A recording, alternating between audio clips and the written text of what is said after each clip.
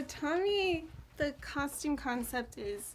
kind of like the world according to Tommy as when he was 4 years old. He goes deaf, dumb, and blind before he can really see most of the world, and so we're seeing his world as he would imagine it to be if he could see. So it's a lot of found objects, newspaper, and just childlike things like pogs and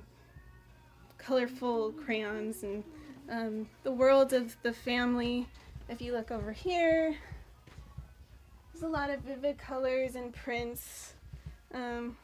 we're going through the same periods, but we've moved the timeline up to starting in the 60s.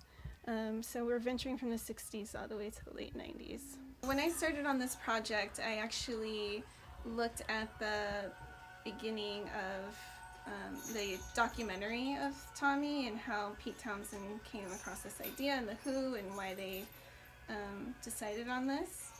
And I just learned a lot about his childhood and that a lot of things weren't as one would imagine their life to be as a kid. And as I mentioned before, Tommy goes deaf, dumb, and blind really early on, and so I feel like he would, and all these awful things happened to him throughout his life, so I feel like his comfort is remembering the things that made him happy as a child,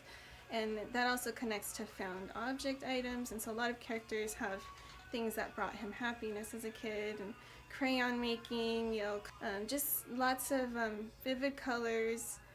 Toys, like broken toys, and there's a cat mask involved during a really dark scene with Tommy where it's kind of a protective blanket for him. And his parents and people around him have more surreal, sharper angle. Their clothes no longer become clothes, they become kind of architecture, part of his world, like he's forming his own world and it's becoming something different and more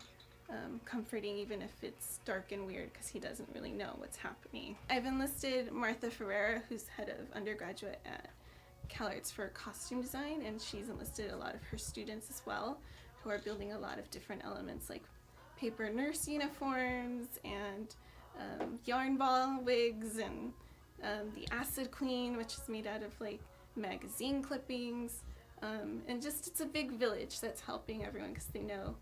that there isn't a lot of money, but they're all passionate enough about their art, and I respect what they do, and they love what I've presented to them, and so they just want to chip in and be a part of something really great.